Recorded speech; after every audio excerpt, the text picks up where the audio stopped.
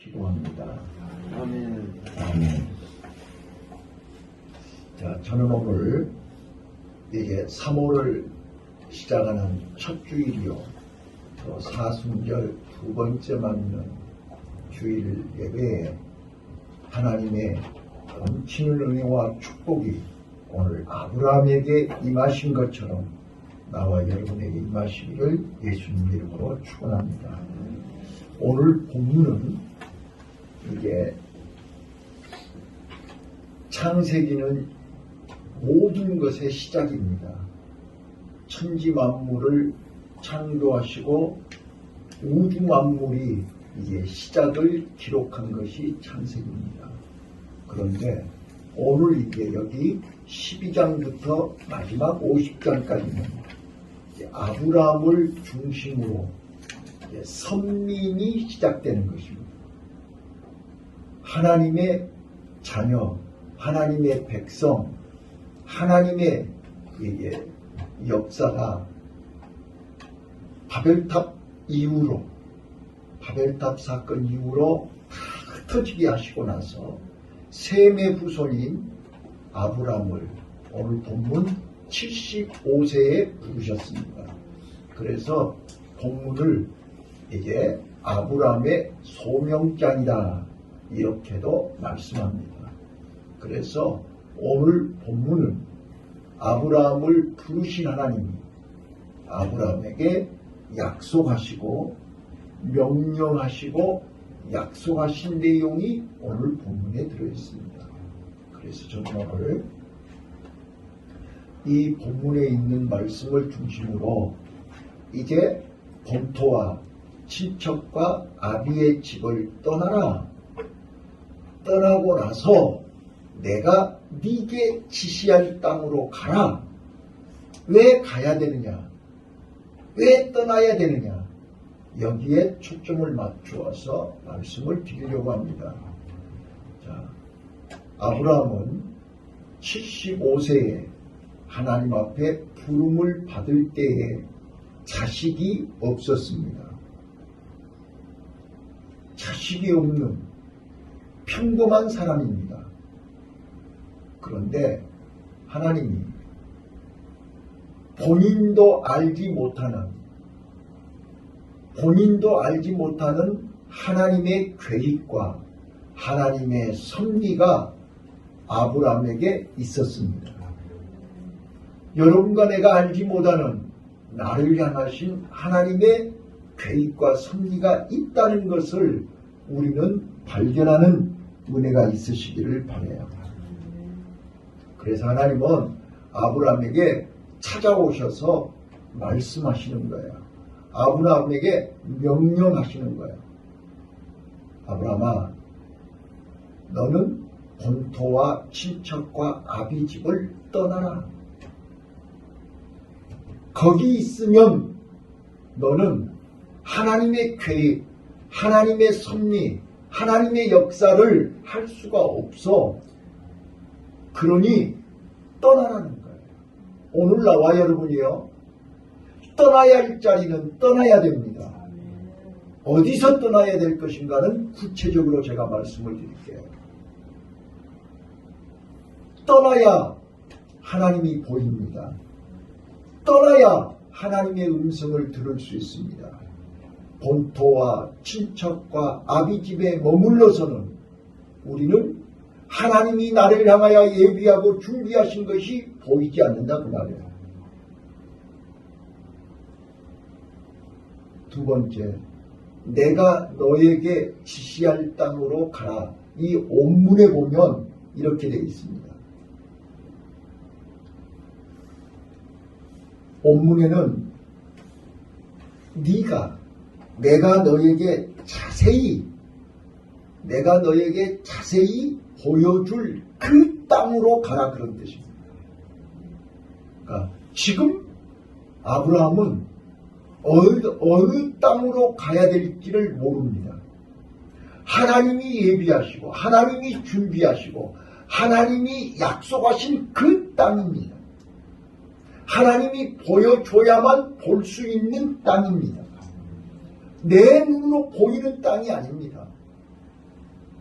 그래서 우리는 본토와 친척과 아비집을 떠날 때 하나님 말씀을 믿고 하나님의 말씀을 순종하고 거기를 떠날 때 하나님은 당신이 나를 위하여 예비하신 그 땅으로 나를 인도하실 줄로 믿습니다.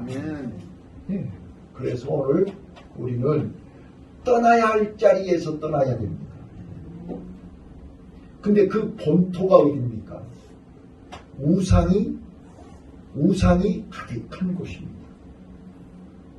본토, 친척과 아비집은 어떤 곳입니까?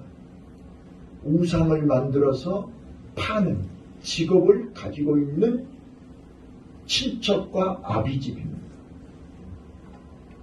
친척과 아비집을 떠나라 그러니까 부모하고 완전히 결별하라 이 말이 아니란 말이야. 하나님하고 상관없이 죄악 가운데 살고 있는 그 관계를 끊으라 그 말이야.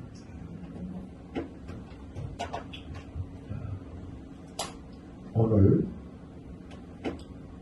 하나님은 어둠 속에 죄와 사망의 그늘 아래 아무 소망도 없고 희망도 없고 오로지 짐승처럼 육신만을 위해서 살아가는 아브라함의 삶을 하나님께서는 바꾸어 주시기를 원합니다. 육에 속한 사람을 영적인 사람으로 바꾸시기를 원합니다. 지극히 평범하게 살고 있는 아브라함을 아브라함으로 열국의 아비로 선민의 조상으로 복의 근원으로 축복의 주인공으로 나중에 누가복음 16장에 보면 천국을 뭐라고 설명해요? 아브라함의 품이라고 설명을 해요. 천국의 주인공으로 그렇게 아브라함을 쓰시기 위해서 75세에 하나님은 아브라함을 찾아오신 줄로 믿습니다. 오늘 나를 찾아오신 하나님이 아브라함에게 명령하시고 부탁하신 그 음성을 들을 수 있기를 바랍니다. 저는요, 이 아브라함에게 뭐라고 약속하셨냐면 아직 자녀가 한 명도 없어요. 자녀가 한 명도 없는데 하나님은 아브라함에게 큰 민족을 이루게 하신다고 약속하셨어요. 그리고 네 이름을 창대케 한다. 여러분, 이름을 창대케 한다는 말은 삶을 변화시킨다는 것이고 운명을 바꾸어 주신다는 뜻 아니겠습니까? 이름을 바꾸어 주신다. 우리가 태어나서 죽을 때까지 이름이 중요한 것입니다. 호랑이는 가죽을 남기고 사람은 이름을 남기는 것입니다. 어떤 이름을 남기는 것이냐? 너로 하여금 네 이름을 창대케 하리라. 창대하게 하신다. 그리고 뿐만 아니라 복의 근원이 되게 하신다. 그래서 오늘 여기 본문에 나와 있는 말씀 그대로 네가 복을 빌면 그 사람이 복을 받고 네를 저주하는 자가 저주를 받는다고 말씀해요. 여기 보세요. 자, 그래서 나는 오늘 너를 축복하는 자에게 내가 복을 내리고 너를 저주하는 자에게는 내가 저주하리니 땅의 모든 족속이 너를 인하여 복을 얻을 것이다. 복의 조상, 복의 근원이 되는 주인공으로 하나님이 약속하셨어요. 이게 아브라함을 향하신 하나님의 계획이에요. 이 계획이 성취되는 과정은 아브라함이 75세에 부름을 받아서 175세에 죽지요. 100년 동안 아브라함의 생에 아브라함의 삶이 곧 하나님의 백성들이 이 땅에서 어떻게 살아야 하늘나라에 들어갈 수 있는가를 설명하는 거예요. 그래서 어떻게 보면 아브라함 한 사람의 이야기인 것 같지만 이 아브라함 속에는 하나님의 엄청난 섭리가 있음을 발견하시기를 바랍니다. 자, 그래서 이제 아브라함이 이제 오늘 오후에는 이런 하나님의 약속을 가지고 말씀을 가지고 믿음으로 순종하여 본토와 친척과 아비집을 떠나서 하나님이 지시한 땅으로 갔는데 가자마자 이제 흉년이 들었죠. 오후에 얘기할 거예요. 오늘 오전에는 첫 번째로 하나님이 아브라함에게 내가 이런 어마어마한 계획을, 어마어마한 하나님의 섭리와 언약을 보여주시고 가르쳐주시고 떠나라는 거예요. 오늘 창세기 2장 24절에 보시면요, 아담에게 최초로 가정을 이루게 하시고 이제 우리는 부모를 떠나 이제 둘이 연합하여 가정을 이루라. 여기서 떠나야 될 것을 얘기해요. 자, 창세기 2장 24절 한번 보시죠. 우리가 주례할 때 이 말씀을 많이 하는데, 이러므로 남자가 부모를 떠나 그 아내와 연합하여 둘이 한 몸을 이룰지로다. 이렇게 돼 있죠. 부모를 떠나야 되는 것이죠. 자, 부모를 떠나라 이 말은 무슨 말입니까? 독립하라는 뜻입니다. 홀로서라는 것입니다. 홀로 설 수가 없으며 그는 일생 불행하게 삽니다. 봐보세요.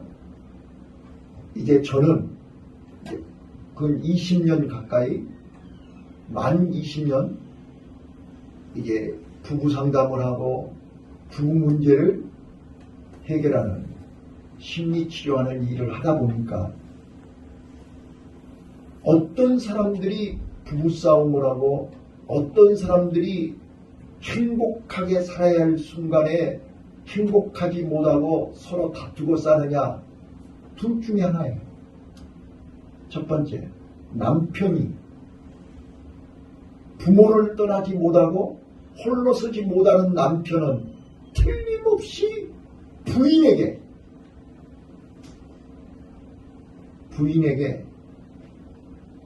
힘들게 해요. 또 두 번째, 부인이 엄마로부터, 아빠로부터, 부모로부터 떠나지 못하고 홀로 서지 못한 사람은 이제 남편을 힘들게 해요. 그래서 부부 문제는 자세히 들여다보면 두 분 중에 한 분이 아니면 둘 다 홀로 서지 못하기 때문입니다. 부모를 떠나지 못해요. 그렇기 때문에 남자는 엄마 같은 아내가 되기를 원해요. 근데 엄마하고 어떻게 아내가 똑같을 수가 있어요? 또 부인은 남편에게 아빠 같은 남편이 되기를 원해요. 이래서 문제가 된답니다. 오늘 우리는 부모를 떠나서 홀로 서야 됩니다. 그래서 유태인들은 이제 성인이 되면 천하에 없는 누구도 부모를 떠나서 홀로 서게 합니다. 고기를 잡아주지 않습니다. 잡는 방법을 가르쳐주고 네가 가서 잡아라 그러는 것입니다. 그러니까 전문가들이 이렇게 얘기해요. 한국 사람들하고 유대인들하고 IQ가 똑같습니다. 한 자릿수입니다. 아니, 106, 107 하나 차이. 그러니까 머리는 똑같다 그 말이에요. 유대인이나 한국 사람이나 머리가 똑같다니까요. 그런데 노벨상은 유대인들이 엄청나게 많이 받아요. 한국 사람은 노벨 평화상 하나밖에 못 받았어요. 그렇죠? 그러면 머리가 나빠서? 아니요. 원인을 쭉 이제 원인 분석을 해봤더니 전에도 제가 한번 말씀드렸지만 미국의 하버드대에 가서 한국 학생들이 1년 동안 적응이 어렵고 힘든 것이 뭐냐? 우리나라는 초등학교, 중학교, 고등학교 모든 교육과정이 선생님들이 다 가르쳐줘. 우리는 가르쳐준 걸 애우고 가르쳐준 대로 해야 성적이 올라가. 시험 잘 봐. 그런데 유대인들은 그렇게 하지 않아요. 하버드대 가면 다 발표하고 자기 연구한 것을 발표해서 그 발표한 것을 가지고 평가를 받아요. 그러니까 주제만 주면, 교수가 주제만 주면 그 주제를 내가 연구하는 거예요. 근데 우리는 그런 훈련이 돼 있지가 않아요. 하나부터 열까지 손에다 다 쥐어주거든. 그러니까 내 의견은 발표할 시간이 없어요. 선생님이 가르쳐준 대로만 하면 되는 거예요. 학교에서도 그렇고 집에서도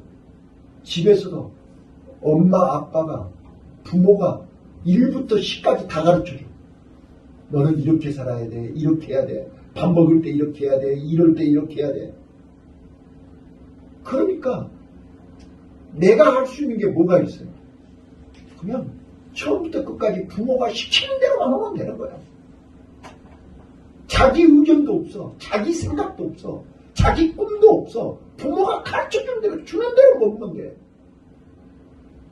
그러니 어디서 노벨상이 나오겠어요?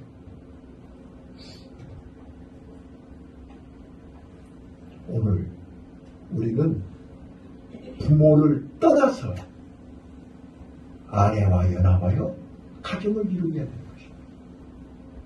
자, 오늘 다시 한번 우리 홀로서기를 하는 훈련이 필요하다 그 말이에요.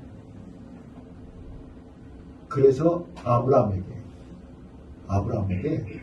본토와 친척과 아비집을 떠나 내가 너에게 보여줄, 내가 너에게 지시할, 내가 너를 통해서 하고자 하는 그 땅으로 가라 그러는 거예요.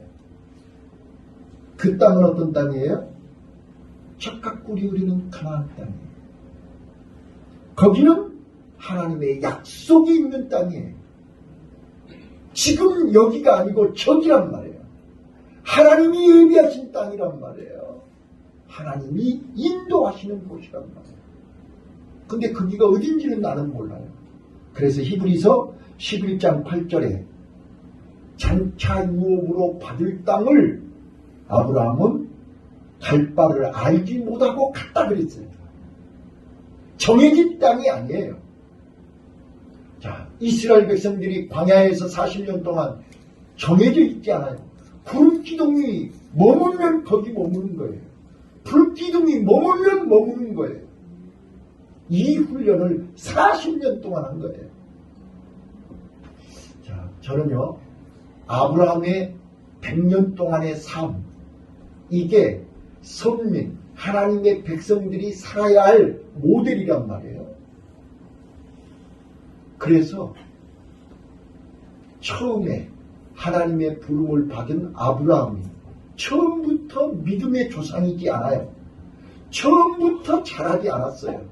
그는 애굽에서 430년 동안 종생활이 뭐예요? 75년 동안은 하나님 모르고 산 거죠? 맞아요. 들려요. 75년 동안은 하나님하고 상관없이 하나님 모르고 사는 것이 75세예요. 자, 75세에 이제 하나님이 부르셨어요. 그리고 약속했어요. 언약을 주셨어요. 명령하셨어요. 하나님의 말씀을 듣고 순종하고 이제 믿음의 조상, 축복의 조상이 되기 위해서 훈련받은 거예요. 그게 이제 광야 40년이다. 광야 40년 동안 훈련을 받고 그 훈련이 끝나니까 이제 모리아산에 올라가는 거죠. 모리아산에서 이제야 네가 나를 사랑하는구나. 합격을 해야 가나안 땅에 들어가는 거죠. 그래서 우리 선민, 하나님의 자녀들의 삶은 1단계, 2단계, 3단계. 자, 잘 들어보세요. 애굽에서 이스라엘 백성들이 430년 동안 종생활할 때는 여러분들이 알든지 모르든지 우리가 하나님을 만나지 못하고 하나님의 비밀을 깨닫지 못하고 우리는 하나님과 상관없이 지난날 사람에 따라서 10년, 20년, 30년, 40년, 50년 하나님하고 상관없이 살았던 삶을 애굽의 삶이라고 그래요. 애굽에서는 바로의 종생활했어요. 애굽에서는 먹고 살기 위해 급급했어요. 그래서 애굽의 삶의 어려운 점은 뭐예요? 애굽의 삶의 어려운 점, 먹고 살기 위해서 힘들었어요. 다른 거 신경 쓸 것 없어요. 먹고 사는 데만 정신이 없이 바빴어요. 노예가 무슨 다른 게 뭐가 있어요? 노예는 시키는 대로 일만 하고 주는 대로 먹으면 되는 거죠. 그래서 그들에게 소원이 뭐예요? 그들의 바람이 뭐예요? 애굽에 머무는 사람들은 오로지 낮에나 밤에나 잘 먹고 잘 사는 것이 꿈이고 허락하시면 빨리 자유의 몸 해방됐으면 좋겠다. 이게 꿈이에요. 자, 그래서 하나님 그들은 알지 못하지만 하나님은 430년 동안 노예 생활하면서 큰 민족을 이루게 하셨다고 했죠. 그들은 원망불평하면서 하나님이 살아계신다면 왜 우리를 종생활 시키냐고, 하나님이 어디 있냐고. 아니요.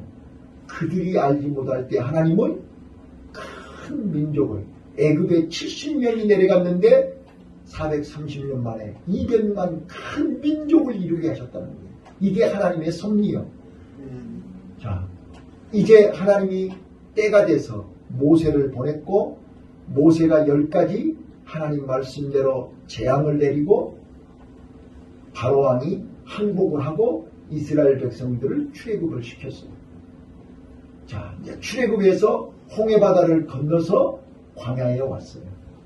자, 출애굽할 때 애굽에서 모세가 뭐라 그랬어요? 우리 젖과 꿀이 흐르는 가나안 땅으로 인도하신다. 나를 따르라. 그렇게 얘기했죠. 그래서 가나안 땅, 젖과 꿀이 흐르는 가나안 땅을 바라보면서 출애굽을 해가지고 홍해바다를 건넜어요. 자, 홍해바다 건너서 그들은 일주일이면, 한 달이면, 1년이면 가나안 땅에 갈 줄 알았죠. 그래요, 그러면. 그런데 1년도 아니고 2년도 아니고 10년도 아니고 40년 동안 광야에 있어요. 눈에는 아무것도 보이지 않고